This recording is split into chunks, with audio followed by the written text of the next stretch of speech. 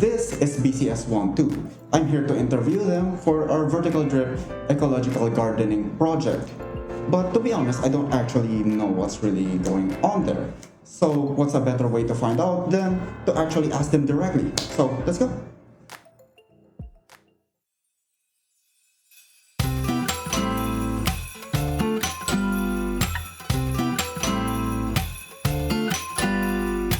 Okay, you seem to know a lot about vertical drip gardening, so I might as well ask you what it's actually about. Tell me more about it, yeah. Alright, so we're being taught by our gardening services here at the university campus. Basically, vertical drip gardening is a form of gardening wherein you design the containers of the plants in a way that you can stack the plants on top of each other to conserve space, especially in areas around cities wherein, there's not a lot of space to plant new trees and to plant new fruits and vegetables. So what we're doing is that we're recycling old plastic bottles coming from mostly soft drinks. The way we're doing it is that we're punching holes inside the plastic bottles so that we can stack them on top of each other, and then that's where we plant our plants. I imagine it will actually be faster to water them altogether as well, because it's just one hose for multiple plants. Yeah, especially the way they design, they're on top of each other. You can sprinkle a lot more plants in such a smaller space, in such a smaller amount of time. Okay. We'll see how they do it, like how they cut up the plants or the bottle themselves to fit in a smaller space. Come on, let's go. Can I have a spare bottle that you haven't used yet? Okay, I'll borrow this for now. Okay, I think I got it. Mr. there explained it pretty well, but he didn't say it quite loudly. And I didn't explain it well, so I'll do it here instead. We took a bunch of large plastic bottles and cut up 2 holes on each bottle, 4 if it's the top bottle. The first hole goes on the bottom of the bottle, serving as the entry point for the water once the bottle is flipped. The second hole goes in the middle of the bottle. This is where water and air can be exchanged. The third and fourth holes are placed somewhere around here. These are where the PVC pipes will puncture, serving as the main support that holds the bottles together in a group. You put the bottles atop each other to cycle the water through multiple plants, and you've got yourself some really cost-effective and space-efficient plants. On to the next bit.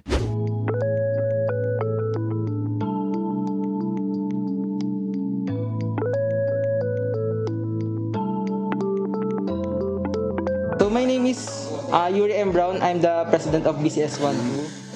Nice to meet you. Yung project na to is magtatanim tayo ng mga herbal plants galing sa CSO, and yung soil din is provided ng CSO.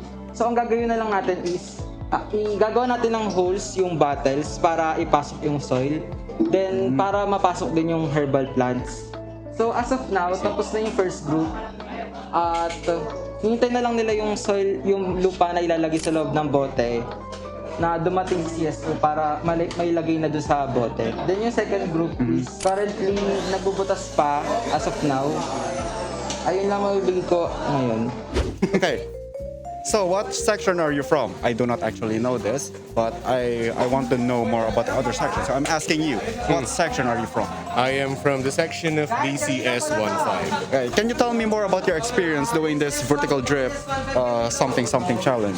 So the vertical drip gardening, it was actually a proposal by us. Originally, we were supposed to have 3 sections with this.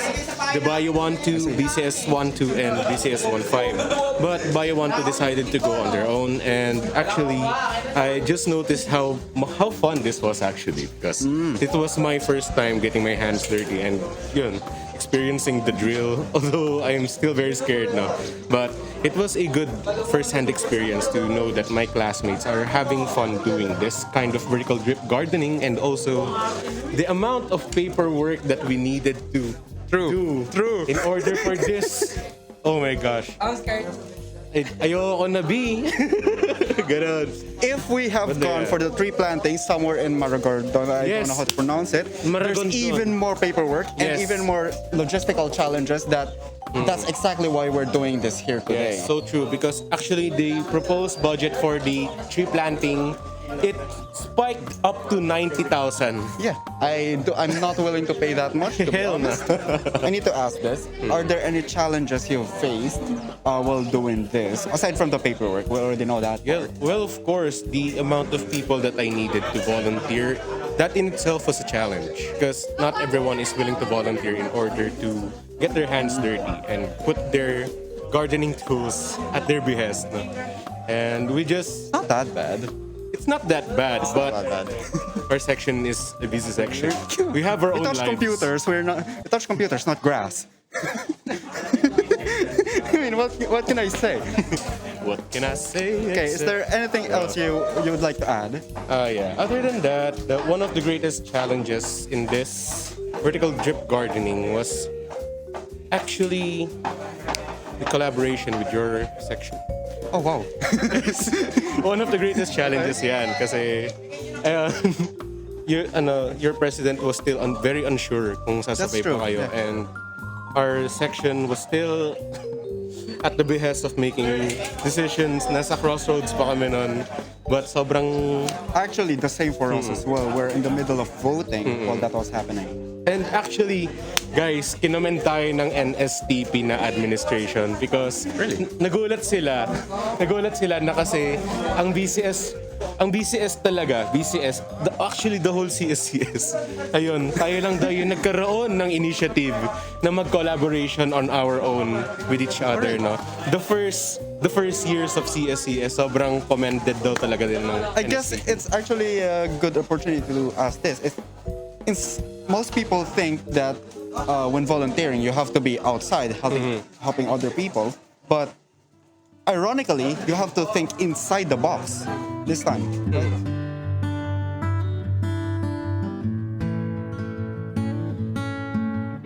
What I am doing here? Okay, I am the facilitator of BCS 1-2. They are NSTP-CWTS professor. I am just monitoring their community outreach program as part of their subject requirement, but I am telling them more than that, this is a requirement.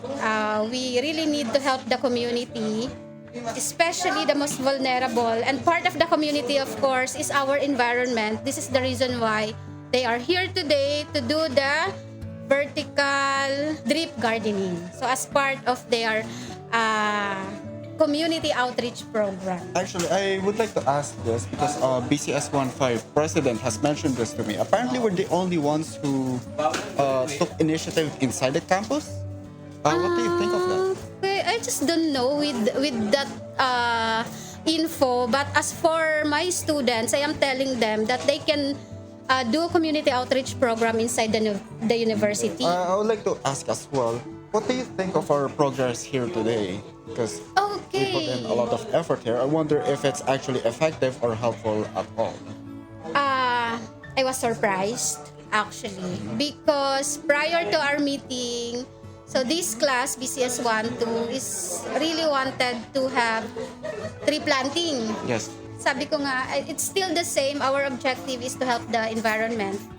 Although this time around, it's in campus. But then again, your progress, your output today, sabi ko nga kanina, all of you has 4.0 already.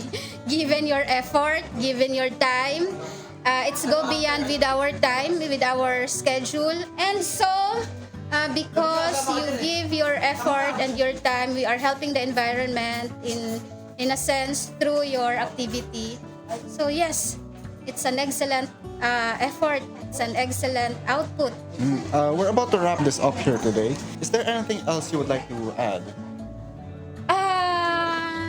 This is just the beginning of a greater community outreach program. As I am always telling to my students, do not stop helping your community. Do not stop helping the environment.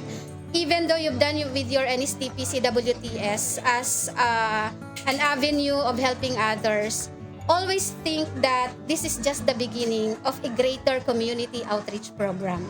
So kahit nawala na kayo sa NSTP, that the meat of your NSTP project or NSTP class is helping other people, helping the community and helping the environment. Let us always think of go beyond beyond the NSTP, you can do something, you can be of help, and this is the very reason why you young people tapped by the government, because you can do something for the betterment of your country. And I thank you. That wraps it up pretty nicely. It's pretty much it, really. Roll the credits. Kaya. Single po. Oh, ayan. Narinig nyo na yun guys ha. Kamusta po kayo? Buhay pa din.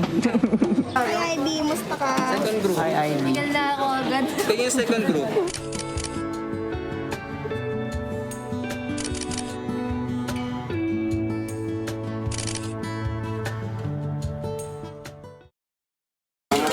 Okay, pagkakataon mo na.